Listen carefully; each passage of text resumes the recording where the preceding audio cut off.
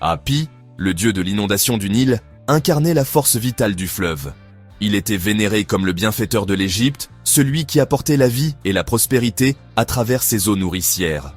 Chaque année, les crues du Nil étaient attendues avec impatience, car elles apportaient le limon fertile qui rendait les terres arables. Il personnifiait la crue annuelle, l'événement qui apportait la fertilité à la terre. Sans cette inondation, les terres seraient restées stériles et improductives. Les Égyptiens savaient que leur survie dépendait de ce phénomène naturel, et ils voyaient en Hapi le garant de leur subsistance. L'image d'Hapi, souvent représentée avec un large ventre et des seins pendants, symbolisait l'abondance et la nourriture. Ces caractéristiques physiques étaient des symboles de la générosité du Nil, qui nourrissait les hommes, les animaux et les cultures. Hapi était souvent dépeint avec des offrandes de nourriture, soulignant son rôle crucial dans la prospérité agricole. Il était le porteur de vie, le garant d'une récolte abondante. Les agriculteurs dépendèrent de lui pour assurer des moissons riches et des greniers pleins. Les festivités en son honneur étaient des moments de joie et de gratitude, où l'on célébrait la générosité de la nature. Les Égyptiens célébraient Hapi avec des fêtes et des offrandes. Ces cérémonies étaient l'occasion de remercier le dieu pour ses bienfaits et de lui demander de continuer à protéger leurs récoltes. Les offrandes comprenaient des fruits, des légumes et des objets précieux, symboles de la reconnaissance des fidèles.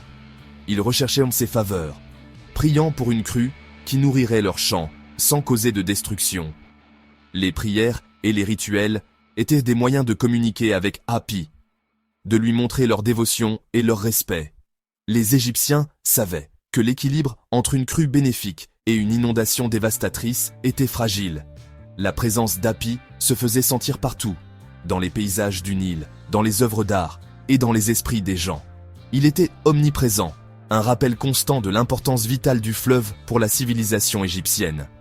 Il était représenté dans les temples et les tombeaux, un rappel constant de l'importance du Nil. Les temples dédiés à Hapi étaient des lieux de culte et de vénération où les prêtres accomplissaient des rituels pour assurer la bienveillance du dieu. Son image ornait les amulettes, portées pour la protection et la bonne fortune. Ces amulettes étaient des objets précieux, souvent transmis de génération en génération, symbolisant la continuité de la vie et de la prospérité. Hapi n'était pas seulement un dieu, il était un symbole d'espoir, une promesse de prospérité. Pour les Égyptiens, il incarnait la certitude que, malgré les défis et les incertitudes, la vie continuerait grâce aux bienfaits du Nil. Il incarnait la profonde connexion des Égyptiens au Nil, leur dépendance à ses eaux nourricières. Cette relation symbiotique était au cœur de leur culture, de leur religion et de leur existence quotidienne. Hapi était le lien sacré entre l'homme et la nature, un dieu qui rappelait à tous l'importance de respecter et de chérir les ressources naturelles. Le mythe d'Osiris, dieu des enfers et de la Renaissance, entrelaçait davantage le Nil avec la mythologie égyptienne. Osiris était vénéré non seulement comme le dieu des morts, mais aussi comme celui qui apportait la fertilité et la vie nouvelle. Son histoire est profondément ancrée dans la culture et les croyances égyptiennes, reliant le monde des vivants à celui des morts. Osiris, assassiné par son frère Seth, fut démembré et dispersé à travers le pays. Seth, jaloux de la popularité et du pouvoir d'Osiris, complota pour le tuer et s'emparer de son trône. Cette trahison fratricide marqua le début d'une quête désespérée pour la restauration de l'ordre et de l'harmonie. Isis, son épouse, rechercha ses restes, rassembla les parties de son corps et le ressuscita. Isis, déesse de la magie et de la maternité, utilisa ses pouvoirs pour redonner vie à Osiris.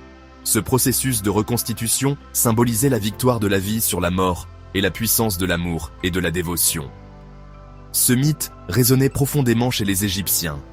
Les rituels et les cérémonies en l'honneur d'Osiris étaient pratiqués avec une grande ferveur, reflétant l'importance de ce dieu dans leur vie quotidienne et spirituelle. Les Égyptiens voyaient en Osiris un modèle de résilience et de renaissance. Il reflétait le cycle annuel du Nil, de crues et de décrues, de mort et de renaissance. Chaque année, les inondations du Nil apportaient des sédiments fertiles, renouvelant la terre et permettant aux cultures de prospérer. Ce cycle naturel était perçu comme un écho direct de l'histoire d'Osiris. L'inondation du Nil, comme la résurrection d'Osiris, ramenait la vie à la terre. Les agriculteurs égyptiens dépendèrent de ces inondations pour assurer leur subsistance. La fertilité de la vallée du Nil était un don divin, un rappel constant de la bienveillance d'Osiris.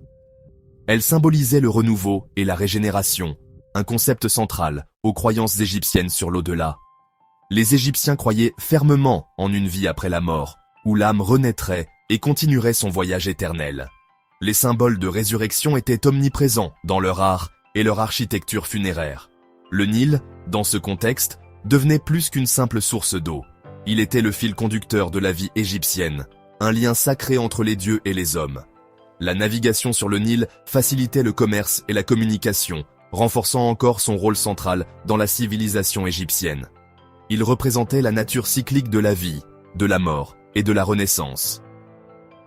Les Égyptiens voyaient dans le Nil un reflet de leur propre existence, marqué par des cycles de transformation et de renouveau. Cette vision cyclique était au cœur de leur philosophie et de leur spiritualité. Il incarnait la croyance des Égyptiens en la continuité de la vie après la mort. Les pratiques funéraires élaborées et les tombes richement décorées témoignèrent de leur foi en une existence éternelle. Pour les Égyptiens, la mort n'était pas une fin, mais un passage vers une nouvelle forme de vie. La crue annuelle du Nil déposait un limon riche sur la terre, fertilisant le sol et assurant une récolte abondante. Ce cycle prévisible de crues et de décrues a permis aux Égyptiens de développer des techniques agricoles sophistiquées. Ils sont devenus maîtres de l'irrigation, contrôlant les eaux de crue et les dirigeant vers leurs champs.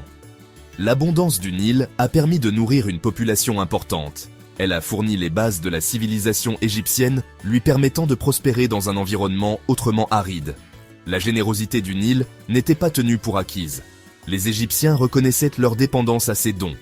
Ils ont développé un profond respect pour le fleuve, reconnaissant son pouvoir de nourrir et de détruire. L'influence du Nil imprégnait tous les aspects de la vie égyptienne, de son économie à sa structure sociale. La renommée du Nil s'étendit au-delà de l'Égypte, atteignant les rives de la Grèce.